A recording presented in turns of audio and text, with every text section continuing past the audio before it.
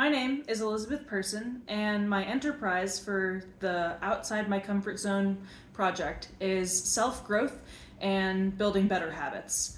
My service is a goal-oriented media algorithm. My process, an AI-driven algorithm development process. And an experience is an inspiration and motivation-based organization. And my product is called a momentum mirror. So let's get started. Why did I choose this enterprise?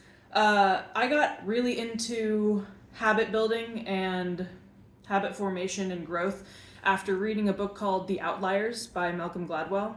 He really drilled in this point and popularized the idea of the 10,000 hour rule. So if you want to master something, you basically need to spend 10,000 hours practicing it, and then you will be a master. You will be significantly better than everyone else in the world at doing that thing, whether it's whatever it is. For me, I thought I was going to be a concert violinist for a long time, so I was like, ooh, like, I can practice. That's gonna. I can practice violin. That'll be my thing. Didn't work out that way, but the concept still holds true, and I think about that all the time.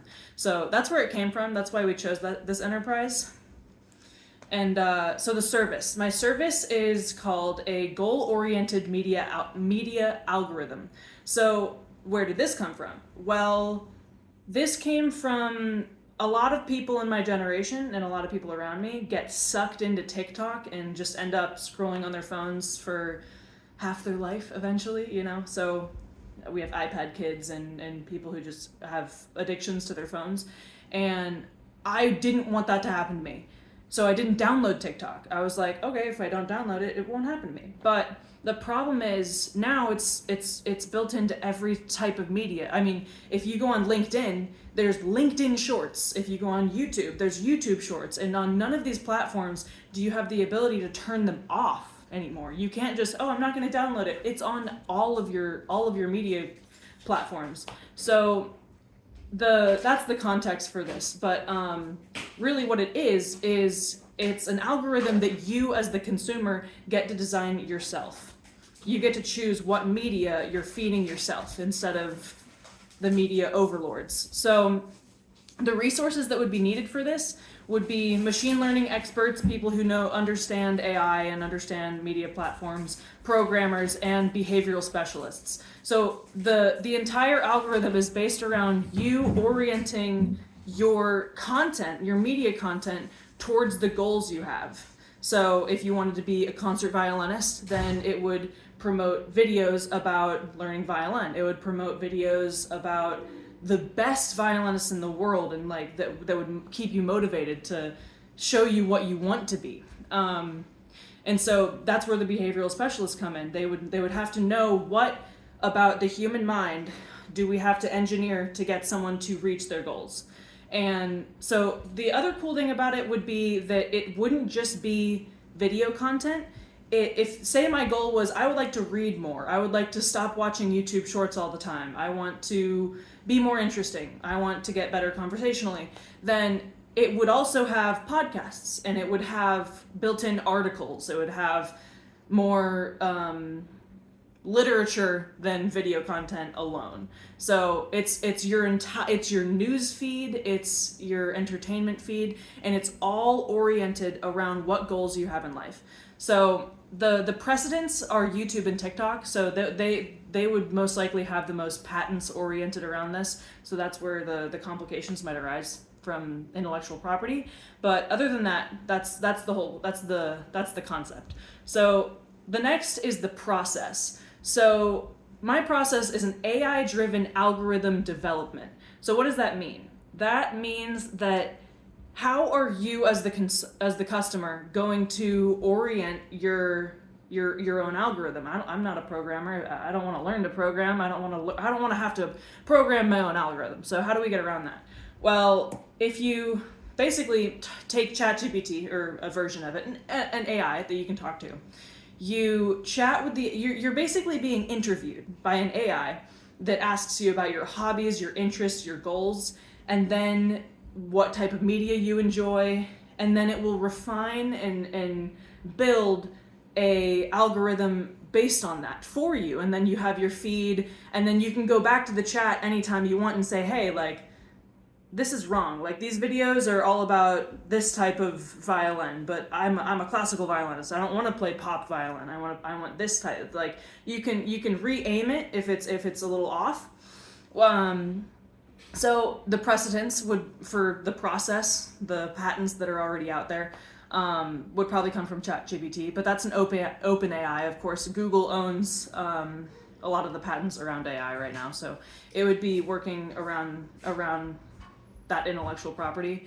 Also Headspace, so like any app that you can think of that is based around like self-growth would also be involved. So a lot of these ideas come from a book I read called Atomic Habits. Atomic Habits has a lot of good inspirational advice on how to psychologically manipulate yourself into being better in some way. So like one thing that I learned from that about building really good habits was that I have a problem with food, and I don't want to eat a lot of carbs. I'm trying to lose weight. So if that's the case, then I shouldn't be able to see carbs when I walk in the kitchen. They should be hidden. They should be out of view, because then you don't get the visual cue to eat. That's just one little snippet that I got, but it's behavioral psychology like that you can find in the book Atomic Habits that you would have to train the AI to be able to manufacture itself. So moving on, the experience.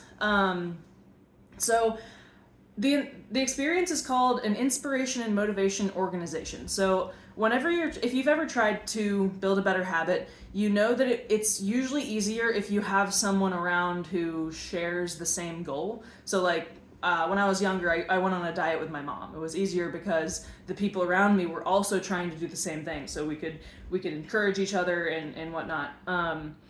But this comes from, so the people who would use this are people who are trying to build connections and trying to reach goals, reach their own goals. But the inspiration comes from an organization I heard about in high school called the Entrepreneurs Organization. You might have heard of it. It's a huge organization. It has a very rich history. So it was actually invented by two entrepreneurs like 50 years ago, I believe, because their best friend committed suicide, and that's terrible. And it was life-changing for them because they realized that as an entrepreneur, as a CEO, you have so much pressure on your shoulders that you have to hide all the time. And so a lot of like successful people end up not being able to deal with the pressure, and that's completely understandable. So his two best friends built this organization for entrepreneurs and said, hey, if you are an entrepreneur and you have a company and it grossed, I believe the cap is you have to have a company that grosses $1 million in 1 year. And that's what you need in order to join the Entrepreneurs Organization. But it's a community where you pay a certain amount of money every year, and you go to clinics, you have a specific group of entrepreneurs in your chapter. So if I live in Austin, then I would go meet with these specific 8 people once a month. And it's kind of like AA in the sense that like you tell them your secrets, you tell them anything that's draining you, and they are not allowed to tell anyone else, and it's very private. And the people I know in this organization find their best friends they're called cohorts, these little groups, small groups, and they stick with the same cohort for decades. It's very special. It's a very special relationship you build there. And so the idea for the inspiration and motivation organization I thought of is that it's not just for entrepreneurs. It's for anyone who wants to reach a goal. And reaching a goal involves you need support, you need inspiration, and you need to try new things, because trying new things keeps you motivated. It keeps you inspired to keep working. So a lot of it is based around like getting out there and getting out of your comfort zone, similar to this project where you do the bucket list things that you've always wanted to do, like skydiving or cooking classes or climb a mountain. Whatever your goal is, you can choose what clinics you'd like to go to, and you meet people with similar goals. And you also have a community of people where you can go to your cohort and you can tell them, why is it so hard for me to reach this goal? And you can strategize with them to come up with a plan. And it's just another way of meeting people in real life, which we don't do anymore, unfortunately, and that's super sad. So that's another way that you can reach you can achieve personal growth is through an organization like this. So the actual product, the physical product I came up with, and really again anyone trying to reach a goal in life could probably better themselves through all four of these innovations. But you've probably sort of seen this before in a less techie way. So a lot of us have that sticky note on our mirrors that reminds us to do something. So mine says floss, which I can do now. I removed the sticky note. I no longer need it. But so instead of the sticky notes, you have a digital mirror where the mirror is already programmed with that first. Let me go back. The same algorithm that you designed through the AI is hooked up to your mirror, and every time you wake up and you walk in the bathroom, you see this mirror, and it reminds you of your goals, and it gives you the data for all of your goals. And so, let me think of one. It can have the streak that you're on. So say one of your goals is brush your teeth every day. Then it can tell you, oh, you've done this 108 times. Keep going. You don't want to break the streak. So it's not just about hygiene, though. It can really be about anything you program your algorithm with, and it gives you the news for the day surrounding that goal. And it's equipped with voice activated AI, so you can talk to that AI that knows you. It knows the goals that you have and ask it questions that might help you reach your goals.